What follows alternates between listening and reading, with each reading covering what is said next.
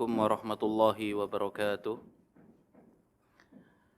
Innal hamdalillah nahmaduhu wa nasta'inuhu wa nastaghfiruh wa na'udzu billahi min shururi anfusina wa min sayyiati a'malina may yahdihillahu fala mudilla lahu wa may yudlilhu fala hadiya lahu.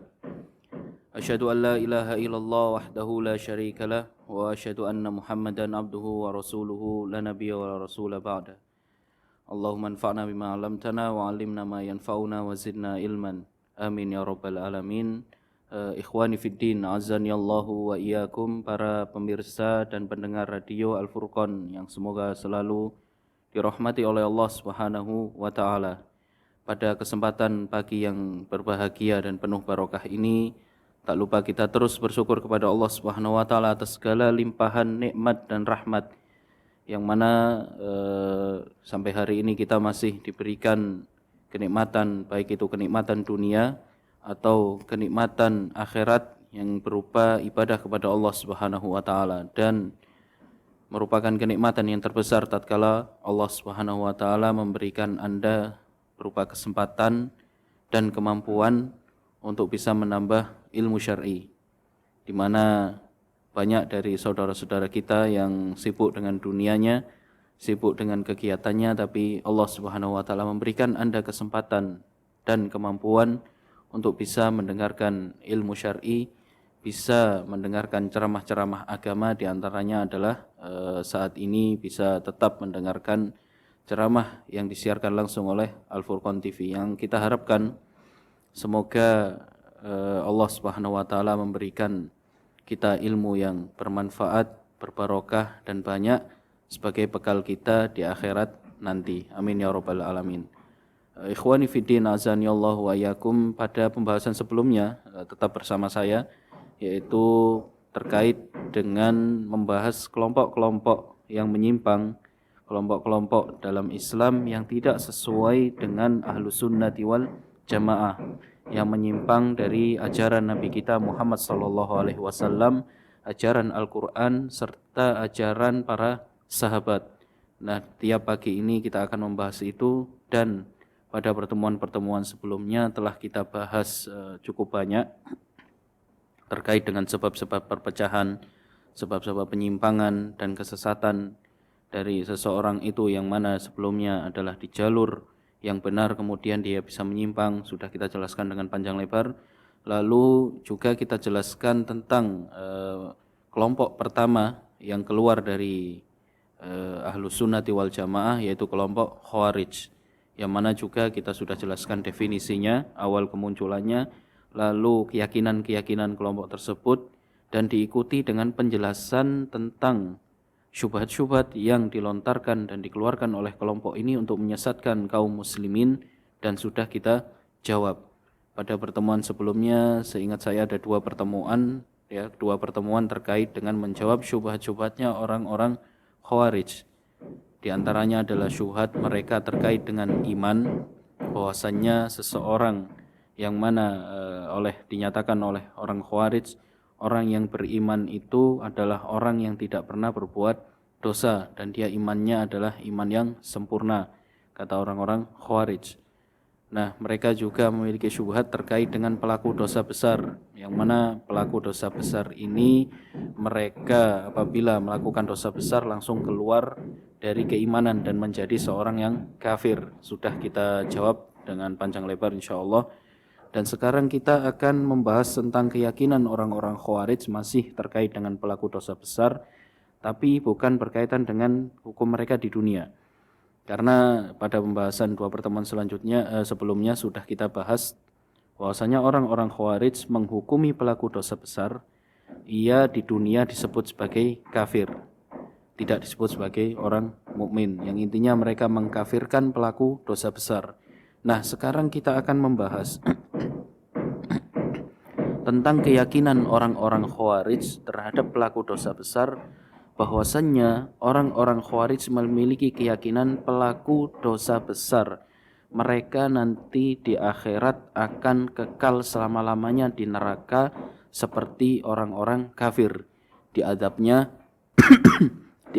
persis kayak diadabnya orang-orang kafir nanti di akhirat kekal selama-lamanya, tidak akan pernah keluar dari neraka Allah Subhanahu wa taala. Nah, ini imbas dari keyakinan mereka sebelumnya bahwasanya mereka mengkafirkan pelaku dosa besar, maka otomatis di akhirat orang-orang kafir, kata mereka, orang-orang kafir pasti akan kekal selama-lamanya di neraka, dan termasuk di antara orang kafir yaitu mereka orang yang melakukan dosa besar. Ini yang diyakini oleh orang-orang Khawarij, yang mana nanti juga akan kita bahas tentang keyakinan mereka terhadap syafaat.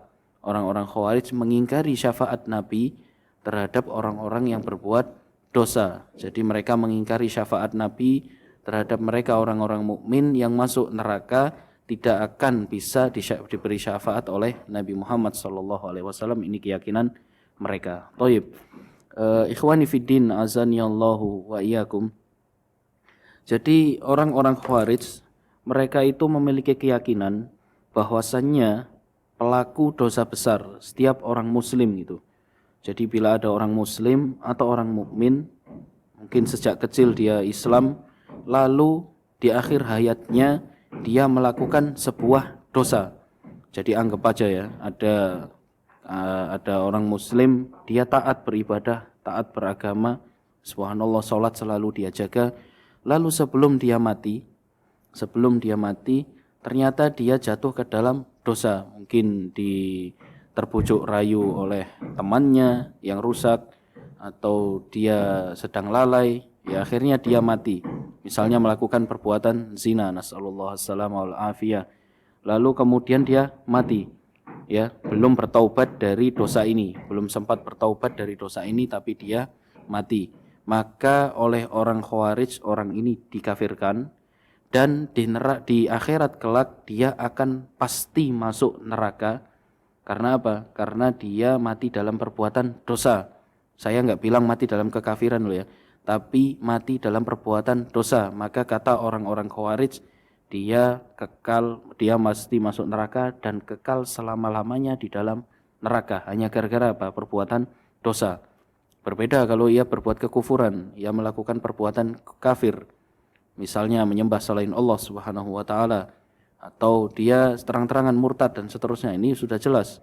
Maka kita semua sepakat Ahlus Sunnati wal Jamaah, siapapun yang mati dalam keadaan kafir atau mati dalam keadaan murtad misalnya, maka ia pasti masuk neraka dan kekal selama-lamanya, dihukum seperti orang kafir. Akan tetapi pelaku dosa besar tidak demikian, dan ini yang diyakini oleh orang-orang Khawarij. Mereka meyakini orang mukmin yang melakukan dosa besar belum bertaubat lalu dia mati, dia nanti di akhirat akan masuk neraka dan kekal selama-lamanya. Nah, dan ini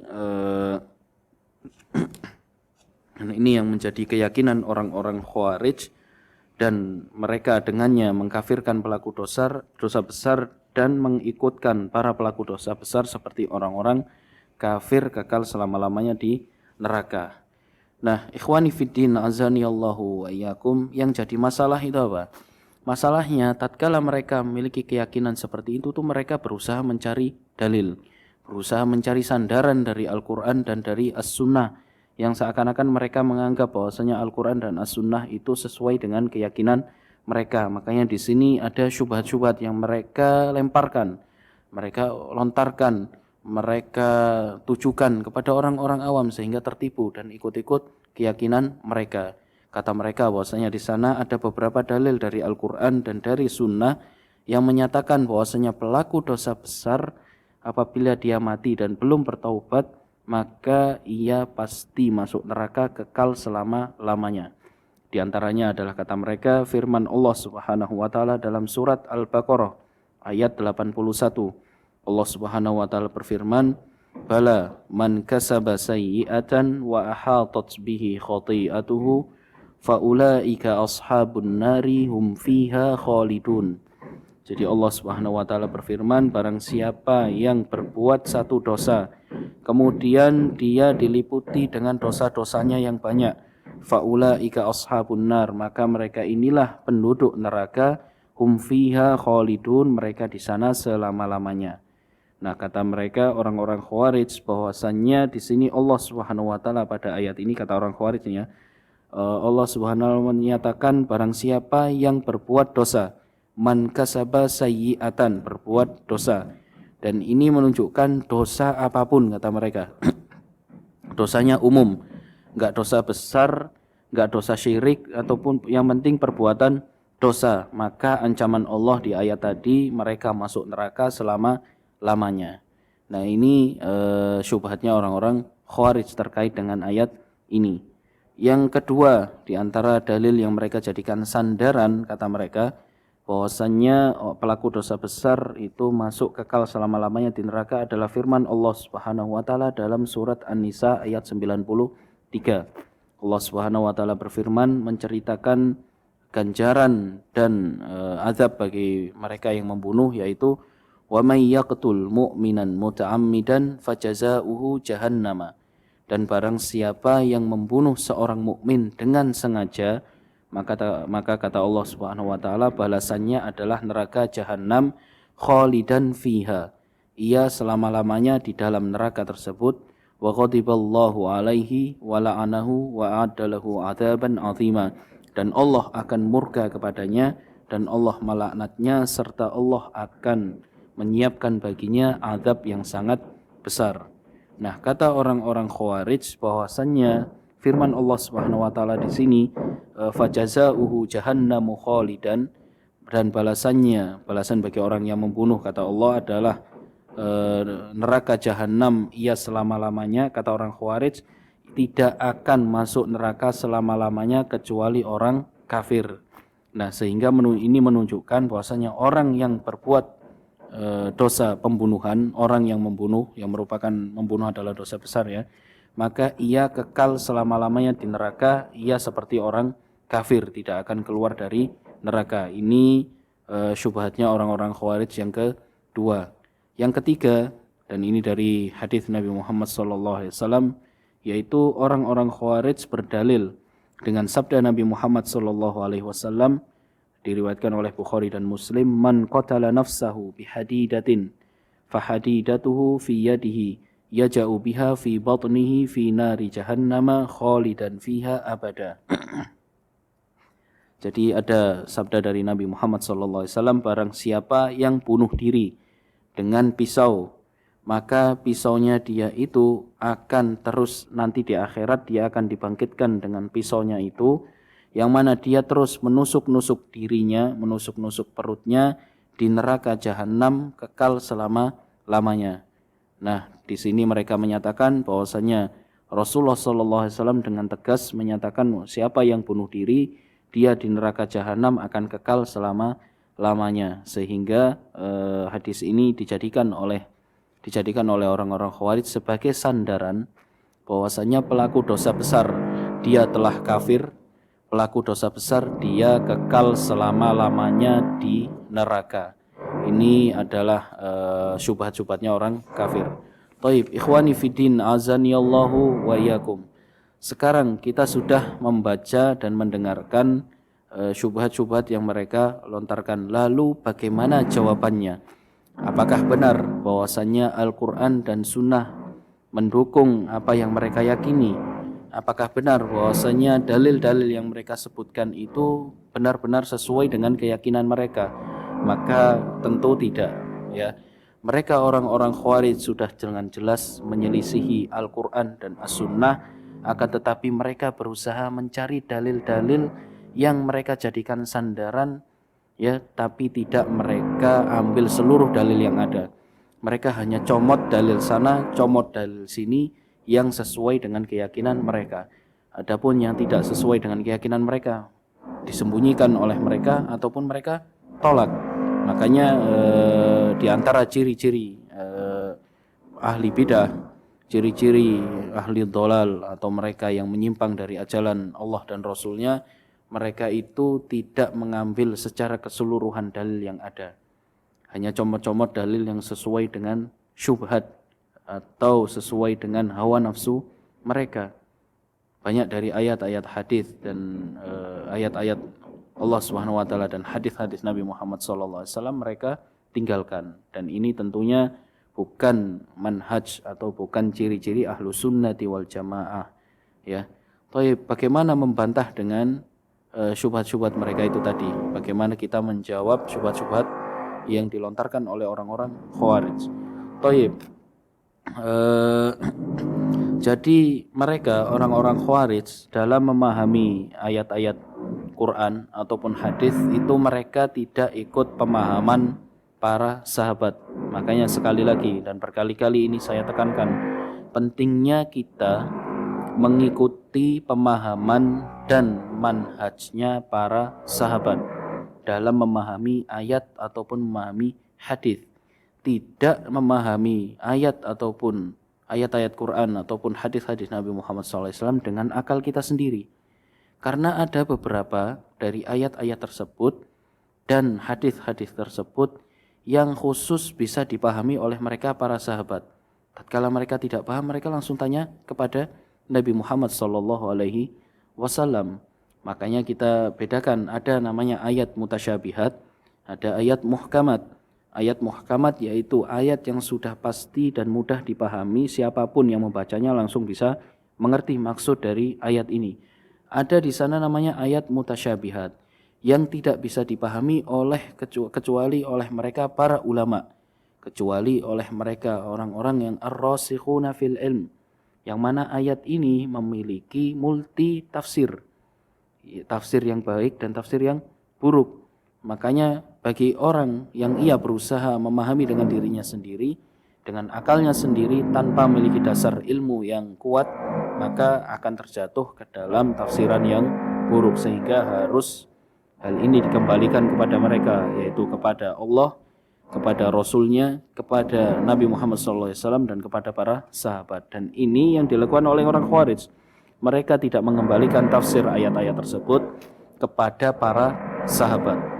Ya, sehingga kita dapati dari tafsiran-tafsiran mereka selalu mereka mentafsirkan sendiri, tidak menyatakan riwayat dari para sahabat. Nah, inilah istilahnya sebab utama mengapa mereka bisa jatuh ke dalam demikian. Di antaranya adalah ayat-ayat itu tadi yang saya bacakan, yang mereka jadikan sandaran. Mereka berusaha memahami dengan tafsir mereka sendiri, padahal ayat-ayat itu tidak mendukung keyakinan mereka. Nah, bagaimana kita menjawab dari syubhat-syubhat orang Khawarij? Maka di sini ada dua jawaban yang kita persiapkan untuk mereka. Jawaban secara umum dan jawaban secara khusus. Adapun jawaban secara umum yaitu bahwasannya yang pertama, apabila kita mendapati di ayat Al-Qur'an ataupun ayat-ayat hadis, di adapun hadis-hadis Nabi Muhammad SAW yang di sana menyatakan kekal, ya, kita kan sering mendapatkan di ayat Al-Qur'an ataupun hadis bahwasanya Allah memberikan nikmat ataupun memberikan azab kepada hambanya, ya, kekal. Nah, kita perlu pahami bahwa dalam bahasa apabila Allah Subhanahu wa taala menyebutkan kekal atau menyebutkan selama-lamanya, maka di sana ada dua makna. Di dalam bahasa ini, dalam bahasa Arab maksudnya, bukan bahasa Indonesia. Kita nggak bicara bahasa Indonesia, kita bicara bahasa Arab. Mereka orang-orang Arab ketika menyebutkan kholidan atau abada dan seterusnya, maka maksudnya adalah dua. Entah benar-benar kekal selama-lamanya abadi. Jadi abadi, tidak akan mati, ya. Dan ini biasanya dalam ayat-ayat yang berkaitan dengan Allah Subhanahu wa taala. Maka Allah Subhanahu wa taala selama-lamanya tidak akan pernah mati. Kehidupan Allah adalah kehidupan yang sempurna. Begitu juga dengan penduduk surga. Dinyatakan oleh Allah Subhanahu wa taala bahwasanya kehidupan mereka adalah kehidupan abadi. Nah, ada yang dimaksud juga oleh ahli bahasa. Ya, Ana bilang tentang ahli bahasa Arab. Mereka menyatakan bahwasannya abadan atau kholidan dalam bahasa Arab bisa juga bermakna al-muqtsut tawil. Jadi istilahnya waktu yang sangat panjang tapi pasti berhenti. Jadi di dalam Al-Qur'an atau dalam hadis Allah Subhanahu wa taala menyebutkan abadi atau kekal, jadi bisa bermakna waktu yang sangat lama, ya, tapi akan pasti berhenti. Nah, inilah yang dimaksud dengan mereka orang-orang pelaku dosa besar. ya, pelaku dosa besar. Bukan berarti mereka kekal selama-lamanya, tidak akan pernah berhenti azabnya. Tapi dibawa ke makna yang mana? Bahwasanya mereka pasti akan berhenti azabnya suatu saat nanti, akan tetapi azab ini waktu yang sangat lama. Makanya 1 hari di akhirat itu sama dengan 1000 tahun di dunia. Nah itu sangat lama. Apalagi mereka diadab di akhirat nanti, orang-orang pelaku dosa besar, mereka diadab sangat waktu yang sangat lama yang tidak bisa kita hitung. Ini bagi orang-orang mukmin yang berbuat dosa. Maka yang kekal selama-lamanya, yang adabnya tidak akan putus, yaitu mereka orang-orang kafir yang sudah jelas Allah Subhanahu wa taala menyatakan demikian. Ini bantahan secara umum yang pertama ya, dari segi bahasa. Jadi mereka tidak mau rujuk dan kembali kepada ahlinya. Bahasa Arab ya pahami secara ahlinya, bukan terjemahan. Maka bedakan. Bahasa Arab itu subhanallah, satu kata, susunan katanya sama, bentuknya sama, bisa berarti berbeda. Bisa berarti berbeda. Kita ambil contoh, rohiba. Ya, ada kata dalam bahasa Arab namanya rohiba. Silakan buka kamus. Kalau Anda ada kamus, silakan buka kamus. Rohiba kalau belakangnya ada fi, rohiba fi. Misalnya ana rohibtu fil arus. Aku suka nasi. Itu artinya seperti itu. Tapi kalau diganti hurufnya bukan fi tapi an, ya, itu artinya bisa sebaliknya. Ana rohibtu an, misalnya makrunah misalnya. Saya tidak suka mie. Nah ini contohnya. Tadi yang pertama artinya adalah suka, yang kedua artinya adalah benci. Makanya ini dalam bahasa Arab dengan kata yang sama tapi dua artian. Dan yang bisa paham kayak gini siapa? Ya orang Arab, ahli bahasanya orang Arab. Nah orang-orang Khawarij tidak mau merujuk kepada hal demikian. Mereka baca, mereka pahami sesuai otak mereka dan akal mereka. Ya nggak mau buka kitab tafsir atau nggak mau buka kamus dan seterusnya, ngelihat bahwasanya kekal itu adalah abadi dan seterusnya, maka mereka menyatakan hal itu kepada pelaku dosa besar. Tentu ini sangat salah. Bantahan yang kedua yang secara umum ya, secara umum dari semua sobat-sobat mereka itu, bahwasanya orang-orang Khawarij hanya berpegang pada ayat-ayat ataupun hadis-hadis yang di sana hanya berupa ancaman. Padahal Allah dan Rasulnya dalam banyak ayat dan hadis tidak hanya mengancam, tapi di sana ada apa? Ada pujian, ada ganjaran berupa pahala, ya, berupa akhirat nanti masuk surga. Dan ini tidak mau mereka lihat. Mereka hanya lihat ancaman-ancaman saja. Makanya mereka sangat keras terhadap sesama orang mukmin. Asal vonis kafir, dikit-dikit vonis neraka dan seterusnya. Nah ini karena mereka terlalu berpegang teguh kepada ayat-ayat dan hanya berpegangan kepada hadis-hadis Nabi Muhammad SAW yang berkaitan dengan ancaman terhadap orang yang melakukan dosa. Memang benar bahwasanya di sana ada ancaman, orang yang melakukan mencuri maka dia di neraka seperti ini, orang yang berzina nanti diadab di neraka seperti ini dan seterusnya. Tapi di sana ada ganjaran yang disebutkan Allah, ya, ganjaran bagi orang-orang yang kembali kepada Allah, ganjaran bagi orang-orang muslim yang dia mati dalam keadaan Islam, walaupun dia berbuat dosa tapi dia masih mukmin, maka di neraka di akhirat nanti Allah pasti akan masukkan dia ke dalam surga, meskipun nanti dia diadab dulu atau tidak. Nah ini dua bantahan secara umum kepada mereka orang-orang Khawarij yang menyatakan bahwasannya pelaku dosa besar kekal selama-lamanya di neraka. Toib, sekarang kita bantah dan kita jawab satu-satu dari syubhat mereka terkait dengan dalil mereka yang menyatakan bahwa dalam firman Allah Subhanahu wa taala ayat surat Al-Baqarah ayat 81, tatkala Allah Subhanahu wa taala berfirman, "Bala man kasaba sayyi'atan wa ahatat bihi khati'atuhu", barang siapa yang berbuat satu dosa, ya kata mereka ini dosa apapun katanya, bahkan dosa-dosa secara umum itu diancam oleh Allah Subhanahu wa taala masuk neraka dan kekal selama-lamanya sebagaimana ayat Al-Baqarah ini, kata orang-orang Khawarij. Maka kita jawab bahwasannya dalam firman ini, dalam ayat ini Allah Subhanahu wa taala kan berfirman, "Man kasaba sayyi'atan," barang siapa yang berbuat dosa, berbuat keburukan, sayyi'ah. Nah, sayyi'ah ini oleh para ulama dan oleh para ahli tafsir itu memiliki makna, ya, memiliki makna diartikan dengan kesyirikan. Ya, diartikan dengan perbuatan syirik. Sehingga ayat ini kita bawa maknanya sebagaimana yang ditafsirkan mereka para ulama, bahwasanya ayat ini tafsirnya adalah syirik, ditafsirkan oleh Imam Ibnu Katsir, Ibnu Jauzi, At-Tabari, Qurtubi, dan bahkan dinukilkan dari para sahabat juga, Ibnu Abbas, ya, bahwasanya sayyi'ah di sini maknanya adalah kesyirikan. Sehingga tidak tepat apabila dibawa bahwasanya ayat ini maknanya adalah dosa besar, ya, tidak tepat dan sungguh sangat salah. Karena Allah Subhanahu wa taala menyatakan man kasaba sayyi'atan, ditafsirkan oleh para ulama yaitu kesyirikan.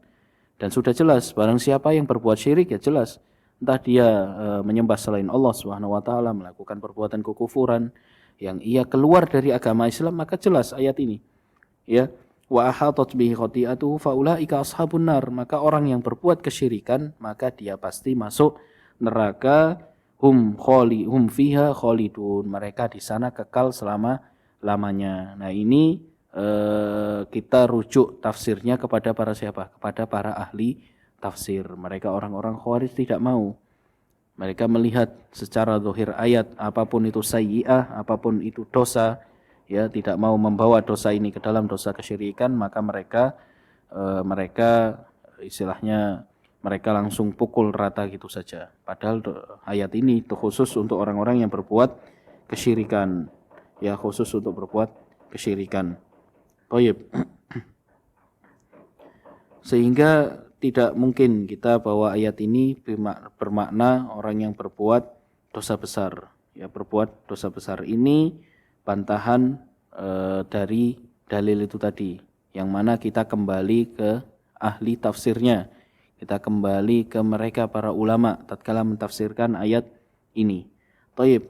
Berkaitan dengan dalil dan syubhat mereka yang kedua dan ketiga, yaitu berupa ayat dan hadis dari Nabi Muhammad SAW, maka kita bantah tatkala mereka menyatakan bahwasanya dalam surat An-Nisa ayat 93 Allah Subhanahu wa taala berfirman, "Wa may yaqtul mu'minan muta'ammidan fajazaohu jahannam." Barang siapa yang membunuh orang mukmin maka balasannya adalah neraka. Dan juga hal yang sama tatkala Rasulullah SAW bersabda, barang siapa yang bunuh diri maka dia akan selama-lamanya menusuk-nusuk dirinya dengan pisau. Kita jawab di ayat dan hadis ini bahwasanya dalam ayat ini Allah Subhanahu wa taala hanya menyebutkan kata al-khulud atau khalidan fiha, yang apabila kita artikan adalah maknanya selama-lamanya, tapi tidak menyebutkan dalam ayat ini berupa kata abada, yang artinya adalah kekal abadi. Nah, ini menunjukkan bahwasannya maksud dari selama-lamanya yaitu apa? Waktu yang sangat panjang berada di neraka.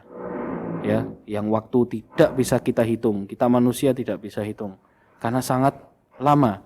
Satu hari bayangkan seperti 1000 tahun. Seandainya orang yang ini diazab, dan emang azabnya sangat besar, ya, Allah sendiri mengancam diazab beribu-ribu tahun dengan hitungan tahun akhirat, dengan hitungan tahun dunia, maka berapa juta tahun dia ada di sana, berapa miliar tahun dia ada di neraka. Sedetik pun kita berada di neraka, kita tidak akan bisa tahan, apalagi beribu-ribu tahun. Maka inilah maksud dari ayat ini, bahwasanya Allah Subhanahu wa taala mengadab dia dengan waktu yang sangat lama-lama sekali. Bukan abadi berada di dalamnya selama-lamanya, bukan abadi, enggak terputus, itu tidak. Tapi dia waktu yang sangat lama.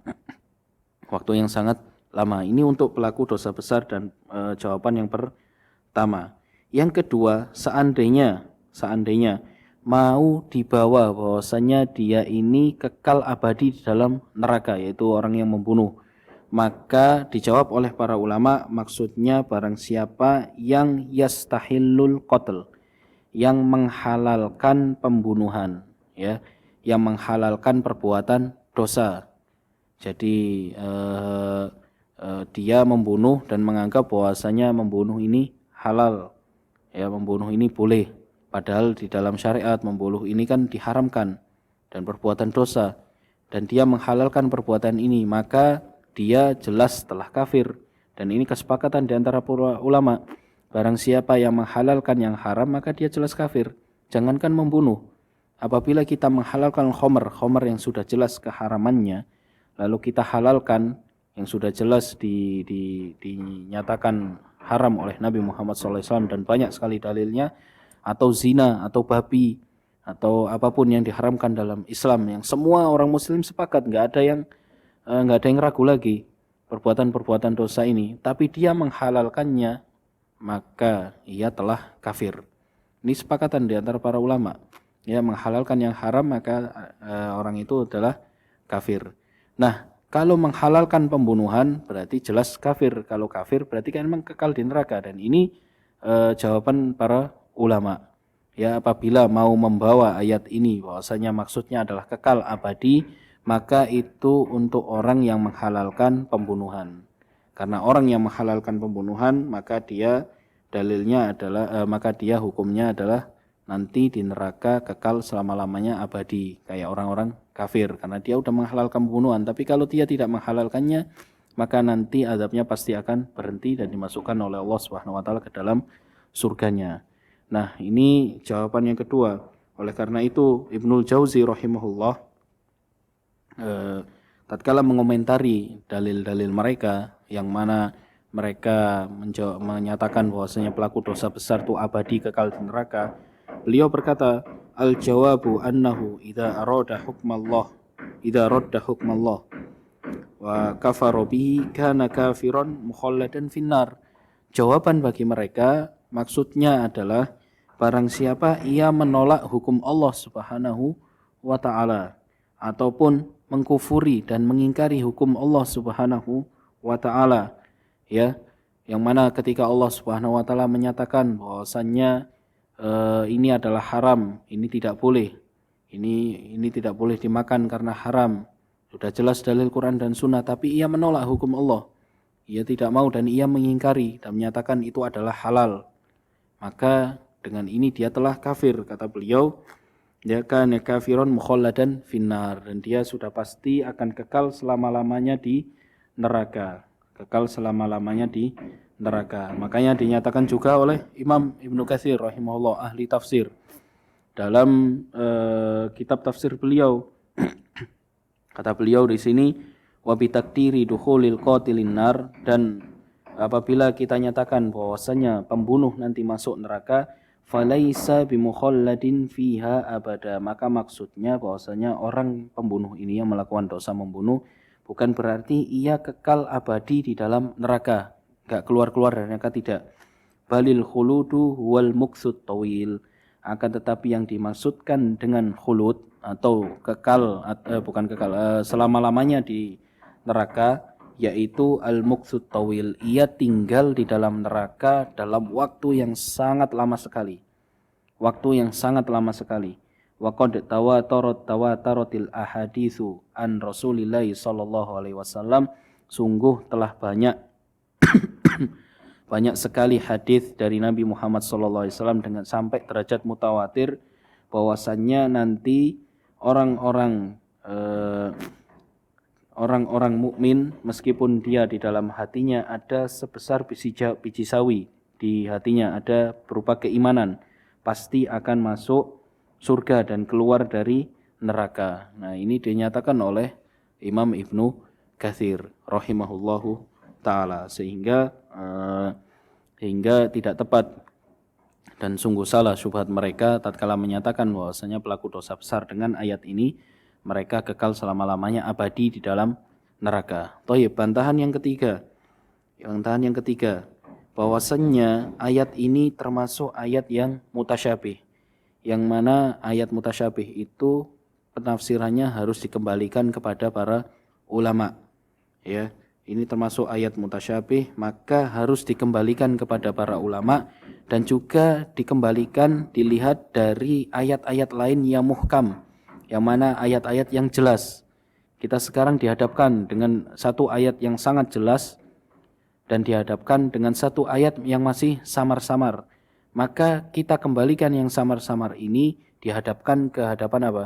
Ayat-ayat yang sudah jelas. Di antaranya adalah ayat yang sudah muhkam dan jelas adalah firman Allah Subhanahu wa taala, "Innallaha la yaghfiru ay yushraka bihi wa yaghfiru ma duna dzalika liman yasha." Ini ayat yang sudah jelas dinyatakan Allah Subhanahu wa taala bahwasannya Allah Subhanahu wa taala tidak akan mengampuni dosa perbuatan syirik.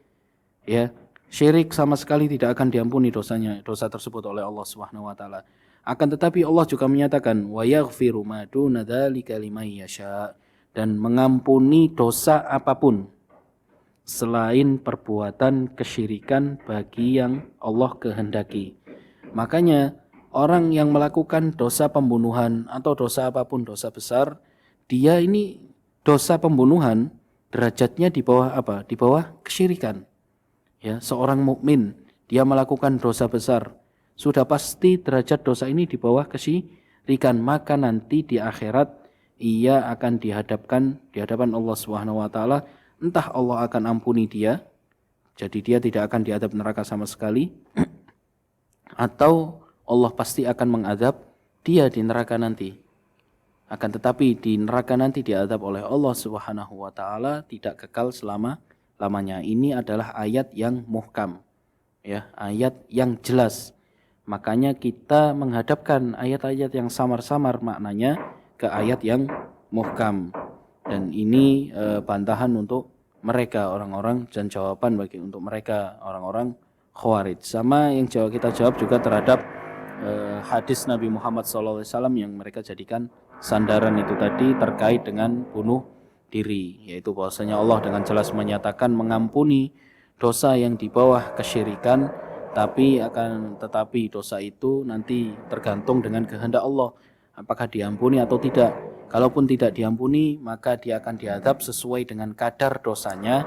Apabila dia sudah dibalas sesuai dengan kadar dosanya, maka pasti akan dimasukkan Allah Subhanahu wa taala ke dalam surganya. Nah, ini terkait dengan syubhat atau keyakinan orang Khawarij yang pertama, bahwasannya orang-orang yang berbuat dosa besar pasti masuk neraka kekal abadi. Nah, ini kita jawab tadi. Yang terkait dengan kedua, yaitu orang-orang Khawarij menafikan dan menolak bahwasanya Nabi nanti bisa memberikan syafaat di akhirat. Nah, perlu kita pahami wahai ikhwah fiddin azanillahu wa iyyakum, kita semua meyakini bahwasanya nanti Nabi Muhammad SAW memiliki syafaat, dan syafaat yang dimiliki Nabi sangat banyak. Tidak hanya satu, tidak berupa syafaat uzma saja. Dan tatkala di pada mahsyar nanti Nabi memberikan kepada seluruh makhluk syafaatnya, tidak hanya itu. Tapi salah satu dari bentuk syafaat Nabi adalah Nabi Muhammad SAW memberikan syafaat bagi mereka orang-orang yang masuk neraka, diberikan syafaat oleh Nabi Muhammad SAW agar mereka masuk surga, jadi dikeluarkan dari neraka. Nabi Muhammad SAW memberikan syafaat, memohon kepada Allah agar mereka orang-orang yang diadab nanti pasti dikeluarkan dari neraka Allah dan masuk ke dalam surga. Nah, ini yang diingkari oleh orang-orang Khawarij. Jadi mereka orang-orang Khawarij mengingkari bahwasannya Nabi Muhammad SAW bisa mengeluarkan atau bisa memberikan syafaat kepada penghuni neraka dari golongan orang-orang mukmin, ya, karena mereka menganggap bahwasanya ya orang yang masuk neraka ya sudah nggak bakal bisa keluar lagi abadi di dalamnya. Dan ini tentu keyakinan yang salah dan tidak benar dan menyelisihi banyak sekali dalil baik dari Al-Quran dan As-Sunnah. Nah, sekarang kita lihat apa sebenarnya syubhat mereka. Mengapa kok mereka meyakini bahwasannya orang yang masuk neraka meskipun dia muslim berbuat dosa besar, dia masuk neraka, diadab Allah, tidak akan bisa keluar dari neraka, pasti kekal abadi kayak orang kafir. Nah, ini ada beberapa syubhat yang mereka lontarkan. Yang pertama yaitu beberapa ayat dari Al-Qur'an tatkala Allah Subhanahu wa taala berfirman wa ma lidh-dhalimina min hamimin wala syafi'in yuta. Dalam surat Ghafir ayat 18.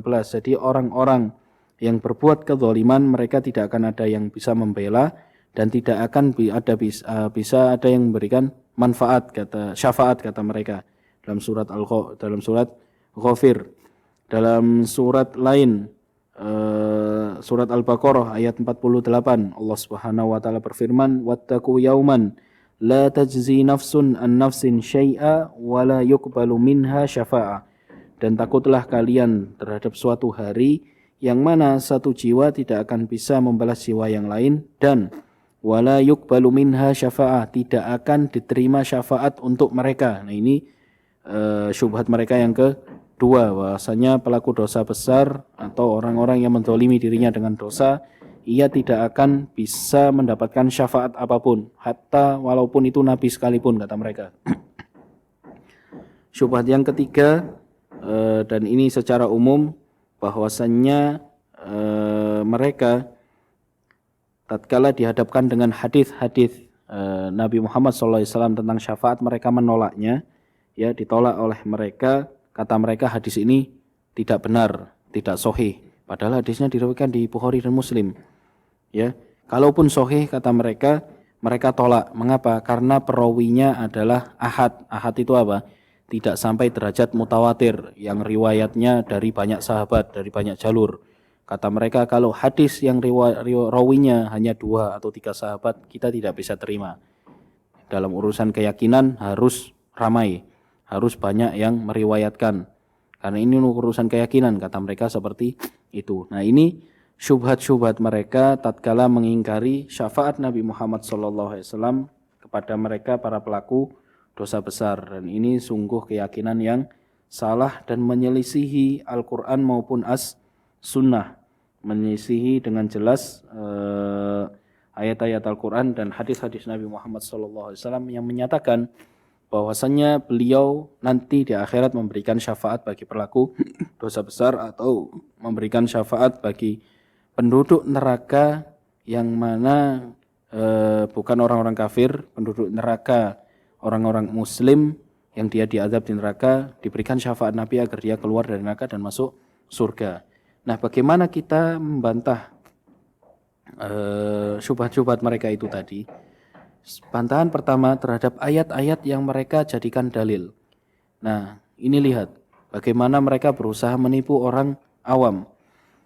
Ayat-ayat yang mereka bawa tadi, baik itu di surat Al-Baqarah atau surat Al-Mudaththir, itu kalau Anda baca dari awal sampai akhir, ya, atau Anda baca ayat sebelumnya, ayat setelahnya, ayat itu ditujukan Allah untuk siapa? Untuk orang-orang kafir. Kalau kita lihat siyak atau tatanan ayatnya, baik surat Al-Baqarah itu tadi, ya, atau surat Al-Mudaththir atau ayat-ayat lain, itu ditujukan untuk orang-orang kafir. Akan tetapi mereka comot hanya berkaitan dengan syafaat dan mereka lemparkan kepada orang-orang muslim yang berbuat dosa besar, bahwasanya dia akan kekal selama-lamanya di neraka dan tidak mendapatkan syafaat Allah Subhanahu, syafaat dari Rasulullah SAW, tidak akan bisa masuk surga. Makanya dinyatakan oleh para ulama bahwasanya ayat-ayat yang berkaitan dengan syafaat yang mereka ingkari, itu kata Imam Al-Ajurri, mereka itu salah dalam memahami yang pertama, dan mereka bahkan tidak mau melihat beberapa hadis atau ayat-ayat lain yang menunjukkan bahwanya syafaat syafaat yang dinafikan adalah syafaat untuk orang-orang kafir. Kalau orang kafir kita sepakat, ya, orang-orang kafir sudah jelas mereka tidak akan dapatkan syafaat Nabi Muhammad SAW, kekal mereka selama-lamanya dalam neraka. Tapi orang-orang mukmin yang berbuat dosa, maka banyak sekali hadis dari Nabi Muhammad SAW dan beberapa ayat yang ada di Quran itu khusus orang kafir. Adapun hadis Nabi Muhammad SAW menjelaskan dengan jelas, nanti di akhirat Nabi akan mengeluarkan beberapa orang dari neraka, dan banyak yang dikeluarkan oleh Nabi Muhammad SAW dari neraka dengan syafaat beliau dan masuk ke dalam surga. Nah ini sekali lagi mereka itu comot-comot ayat, tidak mau melihat seluruhan ayat, sehingga mereka pun salah pemahaman. Dan mereka sekali lagi tidak mau mengembalikan pemahaman ayat ke penafsiran para ulama. Jangankan ulama, para sahabat saja mereka tidak mau mengembalikan penafsirannya kepada kepada para sahabat. Makanya sekali lagi mereka berusaha memahami Al-Quran dengan akal mereka sendiri. Thayyib, itu yang pertama.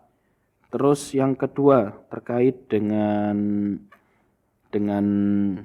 firman Allah Subhanahu wa taala dalam surat Al-Baqarah itu tadi yang berkait dengan tidak akan mendapatkan syafaat, ya, selain itu adalah syafaat untuk orang kafir. Di sini dinyatakan oleh ahli tafsir Syekh Muhammad bin Amin Asy-Syinkiti bahwasannya zahiru hadhil ayah adamu qabuli syafaati mutlaqan yaumal qiyamah. Jadi zahirnya ayat ini bahwasannya syafaat tidak diterima sama sekali di hari kiamat. Akan tetapi kata beliau lakinnahu bayyana fi mawadhi'a ukhar anna syafa'atal manfiyah hiya syafa'atul lil kuffar. Nah, padahal di ayat-ayat lain, ya, di ayat-ayat lain, bahkan di ayat ini juga yang mana syafaat itu tidak bermanfaat adalah syafaat untuk orang-orang kafir. Wasyafa'atu li ghairihim biduni idzni rabbis samawati wal ard, atau syafaat untuk orang-orang lain yang mana tidak diberikan izin oleh Allah Subhanahu wa taala, bukan untuk ahli tauhid misalnya. Amma syafa'atu lil mu'minin biiznihi fahiya tsabitatun bil kitabi was sunnati wal ijma'. Adapun syafaat untuk orang-orang mukmin, maka dan orang mukmin ini pun diizinkan oleh Allah Subhanahu wa taala untuk mendapatkan syafaat, maka tetap ada syafaat ini sesuai dengan dalil Quran, sunnah dan ijma'. Makanya kalau Anda ingat pembahasan akidah, ya, berkaitan dengan syafaat, para ulama membagi syafaat itu menjadi dua. Syafaatul manfiyah wa syafa'at al-musbatah. Syafaat manfiyah yaitu syafaat yang tidak bermanfaat sama sekali nanti di akhirat. Yaitu untuk siapa? Untuk mereka orang-orang kafir. Untuk mereka orang-orang yang tidak beriman kepada Allah Subhanahu wa taala. Siapapun yang memberikan syafaat, malaikat, nabi dan seterusnya, tidak akan bermanfaat memang. Karena mereka memang kafir di dunia. Ya. Adapun orang-orang yang bermukmin, orang ahli tauhid yang mereka punya iman, maka di syafaat Nabi Muhammad SAW bermanfaat untuk mereka, entah itu syafaat Nabi, syafaat malaikat, atau syafaat orang-orang soleh.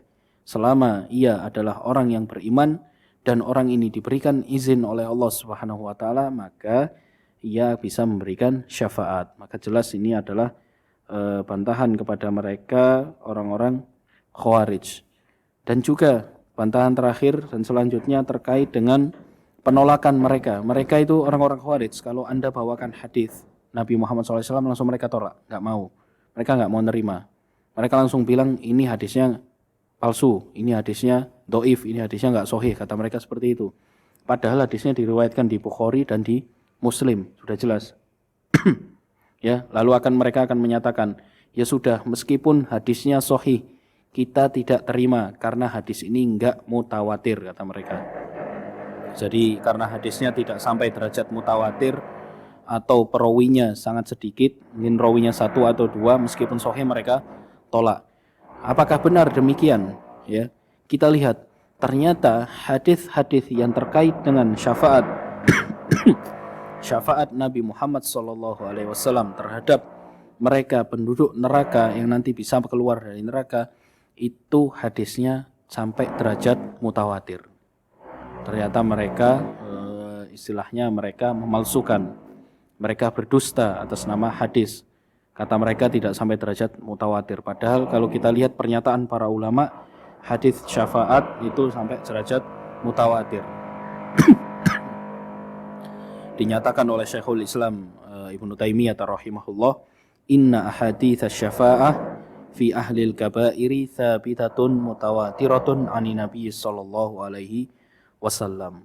Bahwasannya hadis-hadis syafaat dari Nabi Muhammad sallallahu alaihi wasallam terkait untuk para orang-orang mukmin, orang-orang muslim wahid yang mereka berbuat dosa besar masuk neraka dan nanti mereka akan dikeluarkan oleh Nabi Muhammad SAW dengan syafaatnya. Kata beliau, kata Syekhul Islam, hadisnya adalah hadis yang benar, tetap, dan hadisnya sahih, bahkan mutawatir derajatnya. Banyak sekali para sahabat yang meriwayatkan dari Nabi Muhammad SAW, sehingga mereka berdusta terhadap hadis-hadis syafaat.